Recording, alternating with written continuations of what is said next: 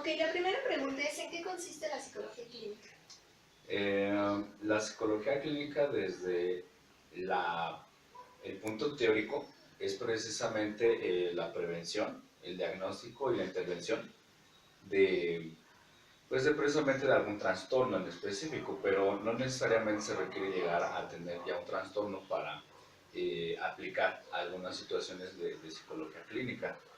Desde la experiencia, lo que hemos visto en la cuestión clínica con las personas es precisamente que ya cuando se sienten muy mal, ya cuando no saben qué hacer con cierta situación, es precisamente cuando piden el apoyo de, ya no sé qué hacer con mi pareja, ya no sé qué hacer con mis hijos, ya no sé qué hacer con mi vida, ya no le encuentro sentido, o simplemente es el llegar al extremo de una situación, y ahí es precisamente donde acuden en este caso a un psicólogo o psicóloga.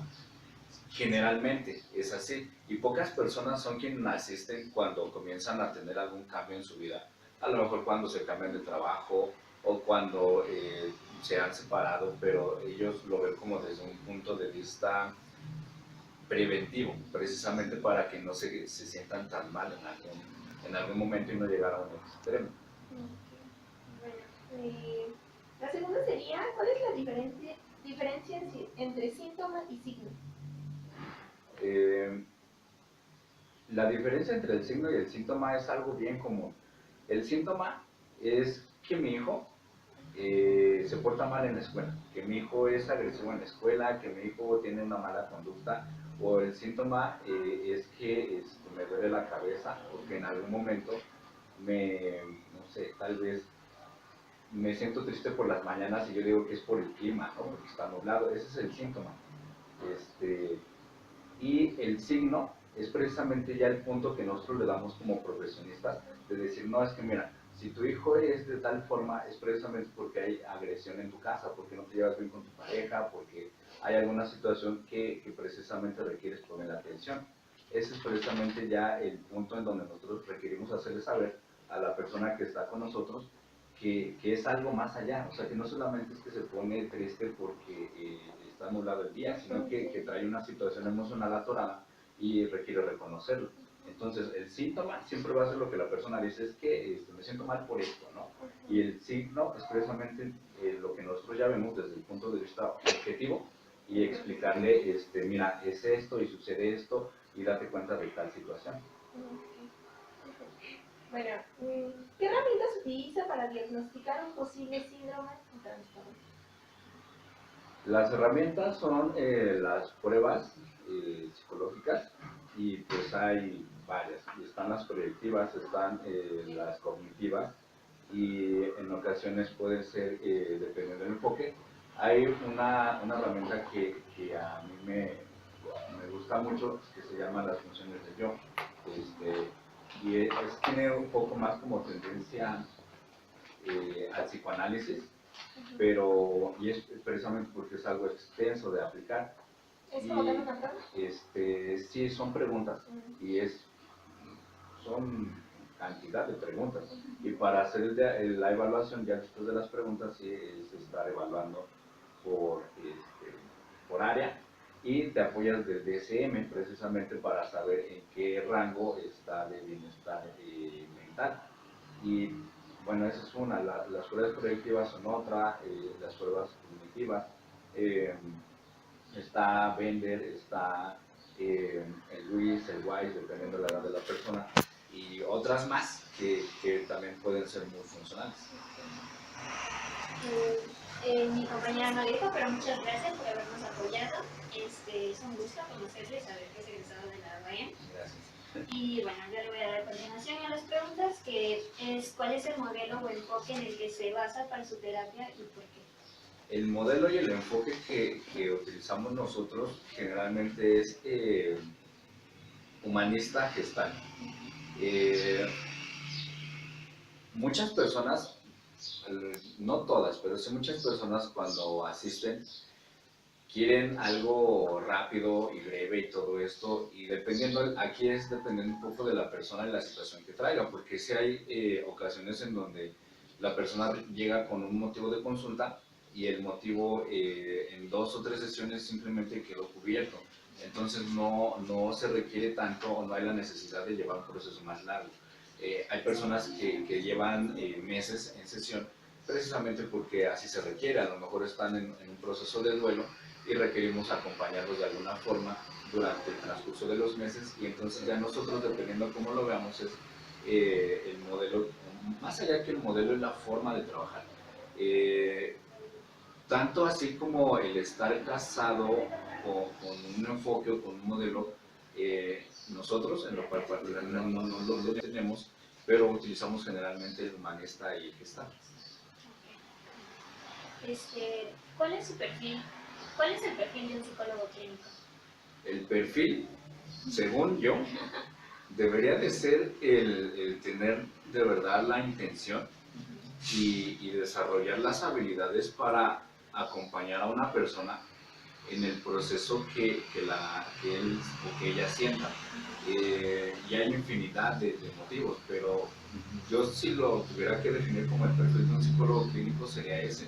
O sea, tener, más allá de la paciencia y la empatía y todo eso, tener realmente la intención de querer acompañar a la persona.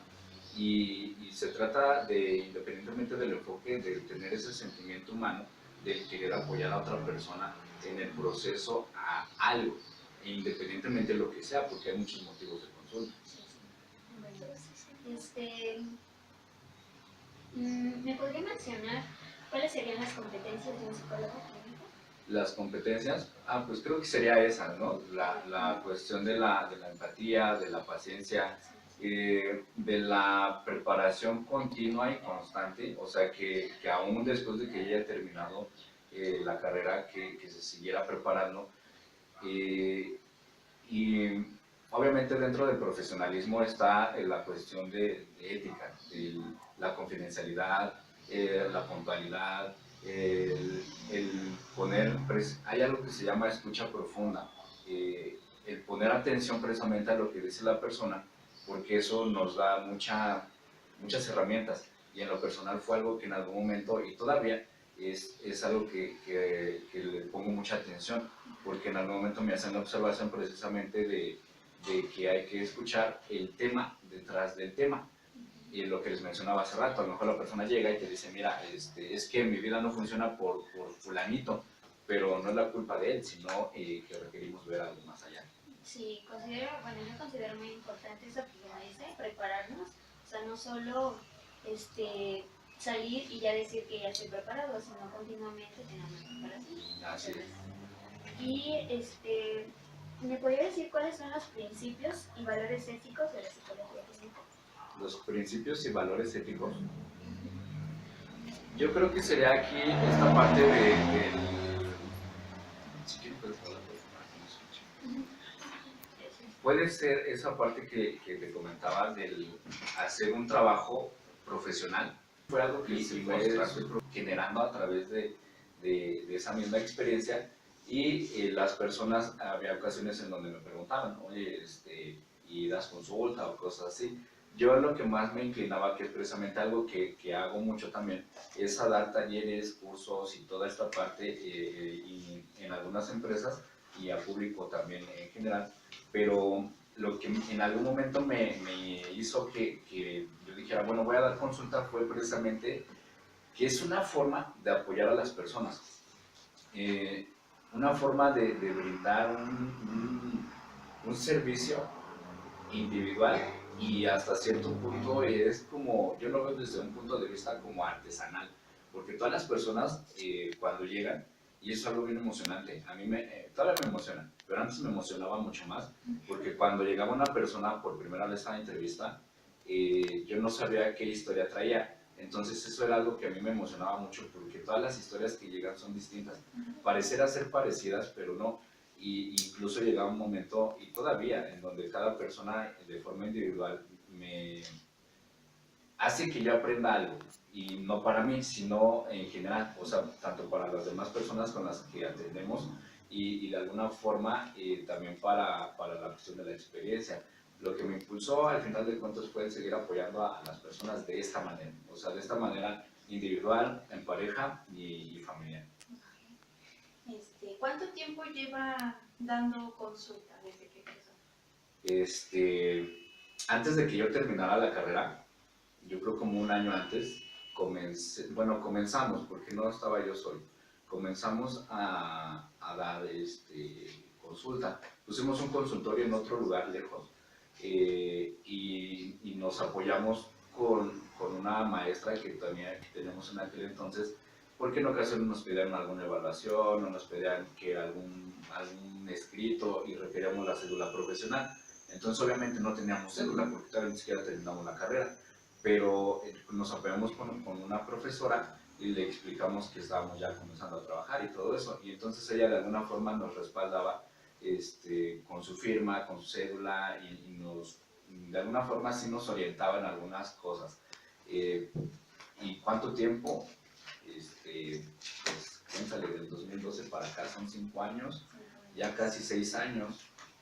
Casi 6 años. Ajá. Okay. ¿Y con qué limitaciones o problemas se ha encontrado al momento de dar alguna clase? Con un montón. Sí, hace que yo aprenda algo, y no para mí, sino en general, o sea, tanto para las demás personas con las que atendemos y de alguna forma también para la cuestión de la experiencia. Lo que me impulsó al final de cuentas fue el seguir apoyando a las personas de esta manera, o sea, de esta manera individual, en pareja y familiar.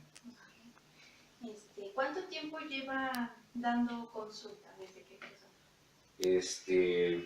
Antes de que yo terminara la carrera, yo creo como un año antes, comenzamos, porque no estaba yo solo, comenzamos a dar consulta. Pusimos un consultorio en otro lugar lejos y nos apoyamos con una maestra que también tenemos en aquel entonces, porque en ocasiones nos pedían alguna evaluación o nos pedían que algún escrito y requeríamos la cédula profesional. Entonces obviamente no teníamos cédula porque todavía ni siquiera terminamos la carrera, pero nos apoyamos con una profesora y le explicamos que estábamos ya comenzando a trabajar y todo eso, y entonces ella de alguna forma nos respaldaba con su firma, con su cédula y nos, de alguna forma sí nos orientaba en algunas cosas. ¿Y cuánto tiempo? Pues cuéntale, del 2012 para acá son 5 años, ya casi 6 años. Casi 6 años. Ajá. Okay. ¿Y con qué limitaciones o problemas se ha encontrado al momento de dar alguna clase? Con un montón. Sí, mira, en ocasiones, cuando no es un espacio personal o propio, llega a ser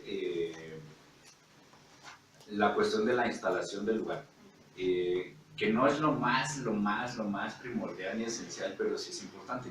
Entonces, hay ocasiones en donde, o hubo ocasiones en donde trabajábamos, o yo trabajaba en otro lugar, y me decían, oye, atiende a una persona, ¿no? Por ejemplo, me acuerdo que una vez estaba en una empresa, y me dicen que si podía atender a una persona, pero no era el lugar ni las condiciones, porque había ruido, porque había otras personas, entonces no se trata nada más como lo que las personas quieren de habla con él y ya así, ¿no? O sea, es como, no. Entonces, exactamente, es una limitante que en algún momento el tiempo es tanto, entonces para la próxima requieres más compromiso, requieres llegar a tiempo y todo esto. Okay. Eso se habla desde el consentimiento informado, ¿no? Cuando dice la puntualidad. Ajá, desde la primera entrevista en donde generas el encuadre y le explicas, digamos, el proceso en general, aunque cada sesión siempre salen algunas cosas que se omiten o que a lo mejor no se tomaron en cuenta y ya se va explicando. ¿Qué otros limitantes? Pues, mira, en México pasa mucho, en nuestro país pasa mucho la cuestión del dinero. En ocasiones hay personas que dicen, es que ya no pude continuar porque no me alcanzaba, ¿no? para regresar o no tuve ya dinero para llevar a mi hijo o tal cosa. Eso es una, no siempre es la misma, pero puede ser un factor limitante. Y en ocasiones hay personas que de verdad son,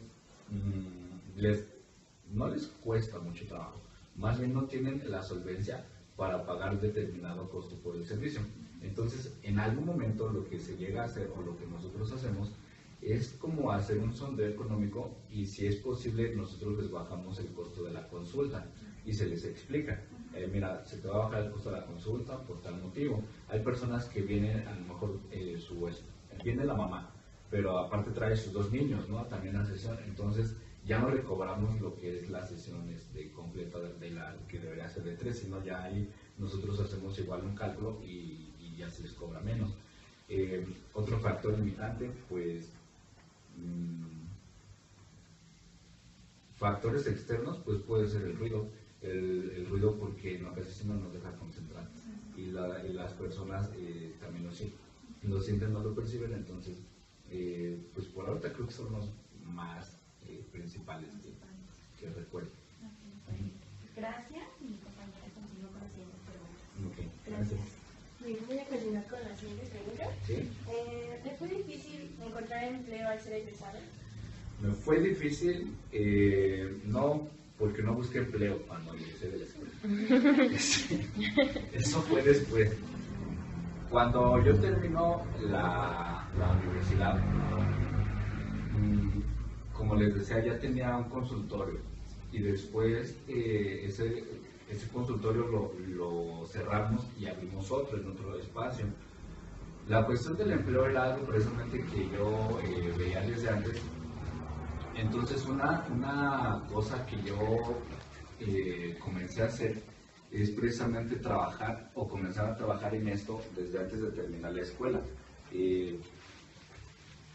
Prácticamente, yo me acuerdo que cuando cobré el primer curso que di, o sea, el primer curso que ya yo pude cobrar, iba como si no me equivoco, como en 5º semestre de la carrera.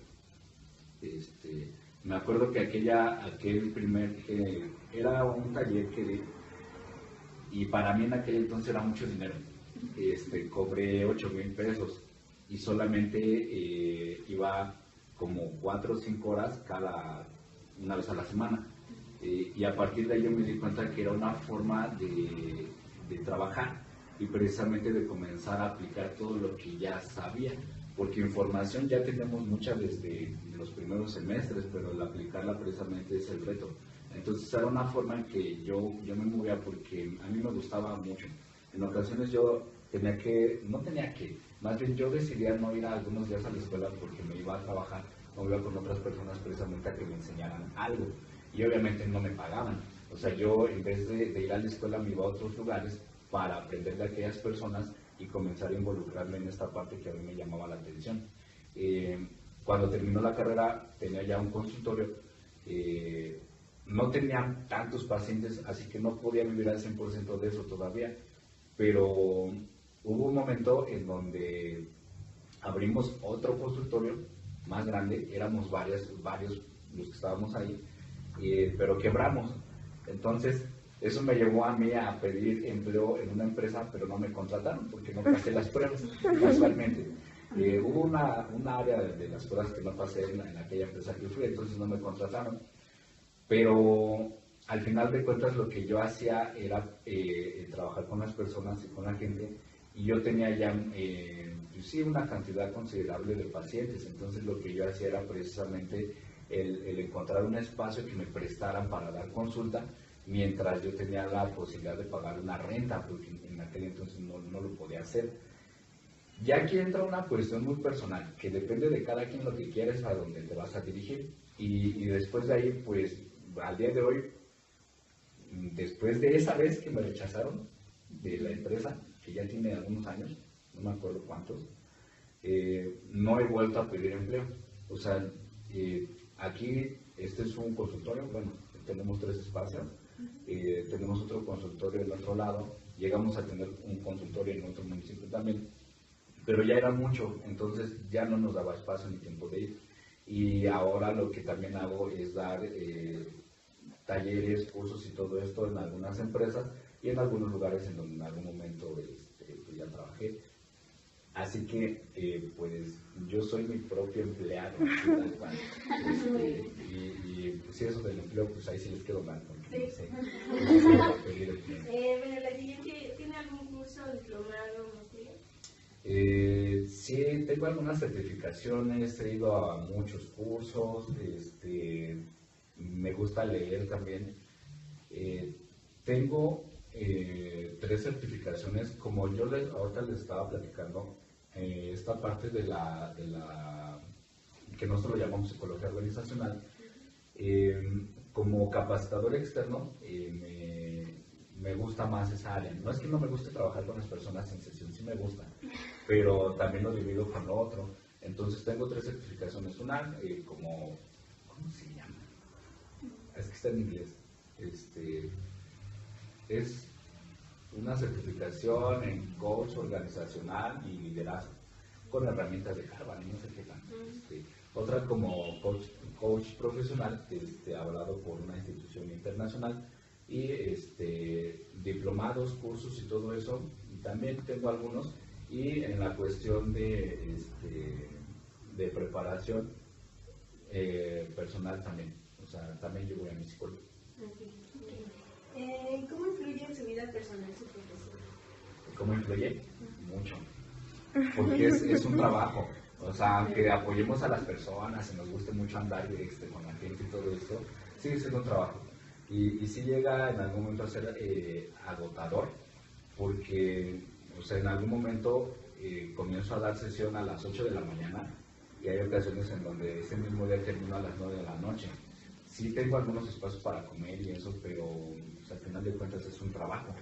Y es un trabajo pues que, bueno, a mí sí me gusta. Pero mi compañera continúa con las siguientes preguntas. Gracias. Muy buenas. Los nervios. Así como.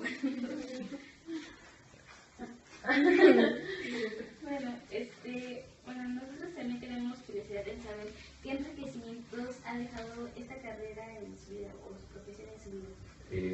Muchos, porque cuando nosotros elegimos apoyar a las personas, antes de buscar el bienestar de la persona que va a estar frente a nosotros, es importante buscar nuestro propio bienestar, porque si no, no hay congruencia. Y cuando queramos apoyar a la persona de enfrente en X situación, va a haber cosas que nosotros vamos a traer aquí y no nos vamos a poder despegar de ellas hasta que entendamos algo personal. Entonces, ¿de qué me ha servido? De mucho. He conocido a mucha gente, a muchas personas. Lo que he aprendido de las historias, eso se llama, hay una persona que le llama esto una ventaja injusta. La ventaja injusta es cuando tienes una experiencia y la utilizas precisamente para apoyarte de esa experiencia a superar algo, lo que sea.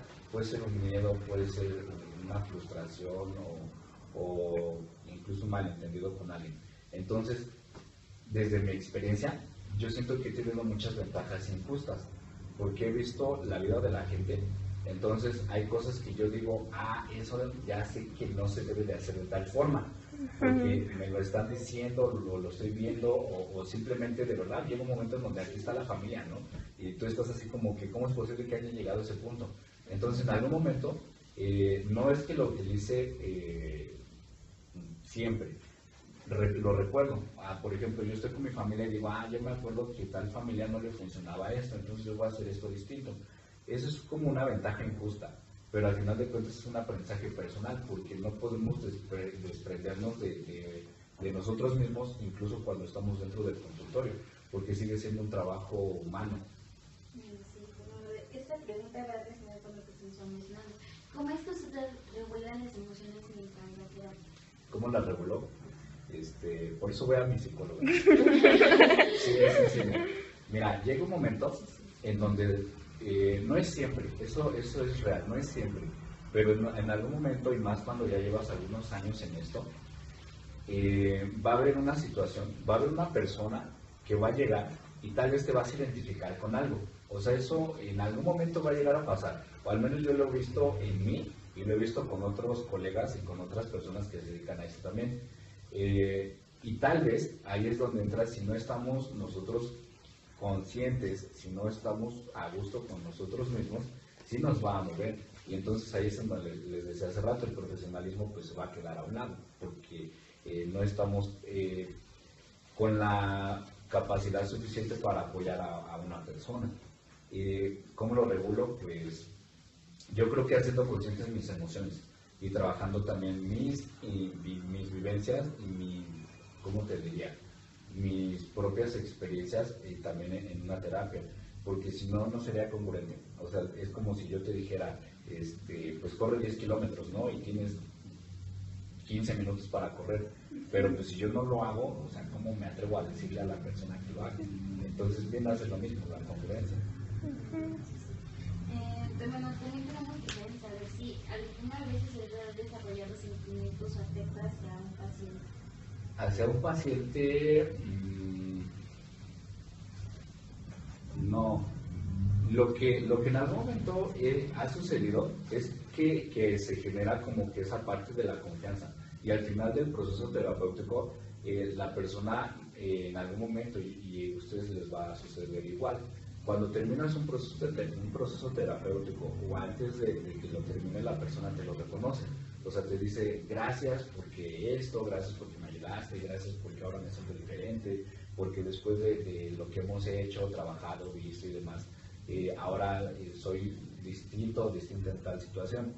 Pero eso no lo veo como tal cual un sentimiento afectivo, más bien es como parte del trabajo y es como, si lo quieren ver así, es una recompensa extra que en algún momento se genera y se suscita. En ocasiones lo que ha sucedido, eso sí, me ha sucedido varias veces, es que cuando terminamos un proceso terapéutico, o incluso hay personas que dejan sus procesos inconclusos, que son muchos. Muchos comienzan y pocos terminan, eso también es la realidad. Pero aún así, cuando no lo han terminado, se genera como que esa confianza. Entonces en ocasiones me vuelven a marcar, ¿no? Y me dicen, oye, ya te recomendé a tal persona, le pasé tu número a alguien, y se mantiene como un contacto así como muy, muy esporádico, y no es una amistad tampoco, más bien es como el que la persona te identifica en alguien en quien puede confiar o en quien puede apoyarse en algún momento en alguna situación. Sí, ¿y usted ha desarrollado un instinto hacia ellos? No, ahí sí precisamente hago todo lo posible para mantener una distancia en el profesionalismo. Y eso yo lo aprendí y lo vi desde hace muchos años. Precisamente por el código ético, había algunas cosas del código ético que yo decía, no, como que eso es muy exagerado, ¿no? Eso es muy extremo. O si me encuentro a mi paciente en la calle o en el metro, ¿no? ¿Qué hago? Pero sí es real. O sea, la verdad es que sí es real porque tú, no es que te sientas más ni nada de eso, pero sí requieres poner como que ese límite y establecer que mientras está el vínculo terapeuta-paciente, requieres esa distancia. Y no es porque te caiga mal, sino hacérselo entenderle, pues sí, soy tu psicólogo, tu psicóloga, ¿no? Nada más hasta ahí. Pero sí, eso lo aprendí a base de la experiencia y a base de la experiencia de otras personas, cuando veíamos que la otra parte como que pretendía algo, ya sea una amistad o incluso hasta en algún momento recuerdo la experiencia que me compartía un compañero, que una persona se levantó del escritorio y que le dijo que de verdad que quería algo más con él. Entonces ahí fue donde comenzamos a entender a través precisamente de las prácticas de decir, no, vamos a llevar el código ético tal cual es, porque si no, mira, más allá de que quedas mal con esa persona, en un futuro, pues tampoco es una buena recomendación para tu trabajo. Bueno, mi compañera es muy buenas preguntas más. Gracias. Bueno, buenos días. Buenos días. Bueno, ya para concluir prácticamente la entrevista, nos gustaría saber si usted acude con regularidad con algunos otros profesionales o compañeros para solicitar apoyo en algún caso o algo. Que me apoyen con algún caso que yo tengo, o canalizarlo o algo así. Sí, yo no trabajo con niños. Yo solamente trabajo con adolescentes, dependiendo la edad, y con adultos y de ahí en adelante, lo que sea. Pero con niños yo no trabajo. Entonces en ocasiones si me dicen, y puedes atender a mi hijo, y les digo, no, mira, pero está la psicóloga y ella sí los puede atender. Aquí trabajamos dos, o sea, una psicóloga y yo. Ella trabaja con niños y algunos adolescentes, igual dependiendo de la edad. Y ahí en ese tema yo no lo hago porque ese sí no es mi perfil. Y yo tengo la idea de que si vamos a dar un buen servicio, requiere ser tu perfil en donde tú te sientas a gusto y trabajando en esa área. Entonces, esa es una. La otra, ha llegado ocasiones en donde no tengo espacio, no tengo tiempo para atender a algunas personas. Entonces les paso el número de algunos otros compañeros y pues se los recomiendo. Pero de repente eso también es algo bien importante. Parecer hacer que tu trabajo también importa y habla mucho, porque hay personas que dicen, bueno, yo me espero. Y se ha habido personas que se han esperado hasta un mes para asistir con nosotros, pero ya es elección de ellos. Nuestro trabajo o mi deber informal es decir, mira, tienes esta opción y te recomiendo acá. Ha llegado un momento en donde ya vienen casos clínicos al 100%, e incluso ya vienen medicadas las personas, ya fueron al psiquiatra y demás. Ahí sí se requiere un trabajo de equipo con otros profesionistas, incluso de otras áreas. Y lo más conveniente es que nosotros estemos en comunicación ya sea con su psiquiatra o con su médico, dependiendo. Y pues no voy a hablar más de nadie, pero hay personas que no tienen el profesionalismo ni un poquito de la capacidad de precisamente esto de trabajar en equipo. Entonces es como, yo ya te receté esto y ya, ¿no? Y nosotros nos quedamos así de, bueno, es que me gustaría hablar con tu médico, con tu psiquiatra, pero al final de cuentas viene a hacer todo lo que hemos platicado, ese sentido de apoyo y ese sentido humano como que lo dejan a un lado y ya lo ven como si fuera una situación más de trabajo, como si fuera un mueble a quien están atendiendo, con quien están trabajando. Entonces ha sido igual una de las limitantes en algún momento, lo que me preguntaban hace rato. Y en algunas situaciones sí he llegado a canalizar a alguien, porque no es mi perfil. O sea, no es mi perfil porque si llega, no sé, un niño de secundaria, pero no tiene cierta madurez en algunas áreas, me cuesta trabajo porque por la forma de ser tal vez, y a lo mejor no por la paciencia, sino porque no encuentro la forma. Entonces, si no está dentro de mis habilidades, si yo les digo a las personas, mira, te voy a recomendar con alguien que sí está en este campo, en esta área, y te va a apoyar, porque yo conozco el trabajo de las personas. Y eso es bien importante, antes de que canalices a alguien con otra persona, que cuando menos ven cómo trabaja o que conozcan ya su trabajo antes de hacerlo. ¿Algún caso que haya sido más difícil para usted? Pues casi todos. Un caso más difícil, pues es que hay muchos.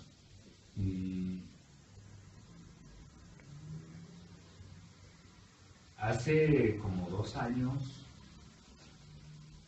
más o menos, sí, casi 2 años, llegó precisamente una señora, la llevaba a su esposo, pero esta señora ya traía medicamento, entonces, porque le había entrado una crisis como de ansiedad, algo así, entonces ya la había medicado, pero la señora llegó totalmente dormida, o sea, yo hablaba con ella y apenas como que me alcanzó a escuchar y estaba totalmente sedada por el medicamento que le dieron. Entonces eso es una limitante también para trabajar con ella. Y no solamente eso, sino que todo su sistema familiar es disfuncional, o era disfuncional en aquel entonces. Ahí precisamente entran las habilidades que se requieren desarrollar, porque yo no podía trabajar con la señora así en ese estado. Entonces yo dije, bueno, requiero trabajar con su esposo. Ya trabajamos un poco con su esposo. Dije, bueno, ya requiero trabajar con sus hijas. Tenía algunas hijas, creo que 2 o 3, no recuerdo. Y ese caso fue muy difícil y muy curioso, porque me di cuenta que en esa familia no existía nada de comunicación, no existía el afecto tal cual, no existían muchas cosas. Entonces, literal, era empezar desde la nada, pero la renuencia de las hijas era lo que, ¿no? Entonces, traían una historia de vida, ya te imaginarás, yo creo que desde que nacieron así había sido su sistema familiar. Ese caso sí fue un poco complicado, porque incluso no terminaron, ya no regresaron, porque sí teníamos que empezar a mover muchas cosas. Y cuando comenzamos nosotros a mover algunos hábitos y ampliar las creencias de la gente, las personas ponen resistencia en automático, todos la ponen, pero sí es como que uno de los casos que recuerdo de los más complicados y complejos al mismo tiempo. Bueno, ya por último, ahora sí, nos gustaría saber qué consejo le daría a un estudiante de psicología. Abandone la carrera. No, que tengan bien clara cuál es la intención inicial por la que eligieron la carrera. Esa es mi forma de verlo. Cuando tú eliges algo al inicio, lo eliges por algo, por un motivo, y conforme va pasando el tiempo te vas dando cuenta de que a lo mejor no es como lo pensabas o como lo creías, y lo mismo, ¿no? El clásico que llegas los primeros días a la escuela y te preguntan ¿por qué elegiste estudiar psicología? No, que quiero ayudar a la gente. Es que me dicen que soy bueno escuchando y que los consejos y todas esas cosas. Y ya después te destrozan tus ideales, ¿no? Así de, no, mira, es así, y mira, la psicología clínica, y ya cuando lleguen al psicoanálisis, pues va a ser peor, y cuando vean todas las demás áreas y enfoques. Entonces, al final de cuentas, lo que yo les pudiese decir desde mi propia experiencia también, es que mantengan esa intención con la que entraron. ¿Cuál es? No lo sé. O sea, al final de cuentas la psicología es el trato humano, y es el trato con la gente, con una persona o con muchas personas, y eso es lo que nos mantiene, porque pues en nuestro país y en el mundo falta mucha conciencia, y la conciencia no siempre quiere decir que estés feliz y alegre, sino que estés presente en tu vida, que sepas qué es lo que estás haciendo aunque tengas días negativos, feos, horribles, pero que en algún momento te mantengas en eso. Y se va a escuchar bien romántico, pero es la verdad. O sea, que esa intención y esa labor que ustedes vayan a hacer, que lo hagan de corazón. Porque si no lo hacen de verdad de corazón, de forma personal se van a frustrar. Se van a enojar y van a abandonar, no solo la carrera, sino van a abandonar hasta sus ideales, porque no va a haber un motorcito que los mantenga ahí. Porque al final de cuentas, como se los decía hace rato, es un trabajo. Y en ocasiones creemos que todo va a estar bien chido, ¿no? Cuando ponemos nuestro consultorio y voy a tener pacientes, o cuando voy a ir a pedir trabajo y me van a contratar la primera. Pues sí, tal vez, a algunas personas sí les sucede así, pero no a todas. Y al final viene a ser esta parte, que no sé si saben a qué se refiere el término de la resiliencia, pero es ser muy resilientes en la cuestión profesional y en la cuestión personal ya estoy haciendo esto y no me salió, entonces lo intento. Y si también tuviera que recomendarles algo o sugerirles, es que antes de que terminen la carrera ya estén trabajando en algo, en lo que sea. Y antes de que terminen, yo me refiero a un año antes, no a 2 meses antes. O sea, que un año antes, o si es posible, con más anticipación, ustedes ya estén haciendo algo. Un profesor que tuve en primer semestre, creo, o en segundo semestre, no me acuerdo, se me quedó mucho algo que él nos decía. Aparte de que nos daba una clase bien complicada y lecturas de esas que no entendíamos casi nada, él nos decía, si tú quieres comenzar a trabajar, pues poner tu consultorio desde antes, ¿no? Y me acuerdo que por eso también me impulsé en algún momento a ponerme un consultorio. Dice, yo puse un consultorio en la cochera de mi casa y le puse ahí como que unas tarimas y unas tablas y lo acomodé y ya tenía mi espacio para dar consulta. Y sí, o sea, al final de cuentas es apoyar a la gente, y si lo vemos desde el lado profesional,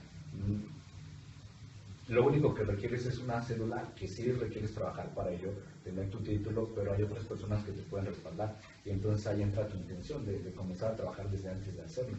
Y creo que esa sería la mayor recomendación, que trabajen antes de que salgan de la licenciatura. Okay. Bueno, pues en base a esto le queremos dar un pequeño presente por su tiempo, por todo lo que nos ha ilustrado en esta entrevista. Entonces, pues le queremos agradecer mucho. Y pues gracias. Era exactamente lo que quería.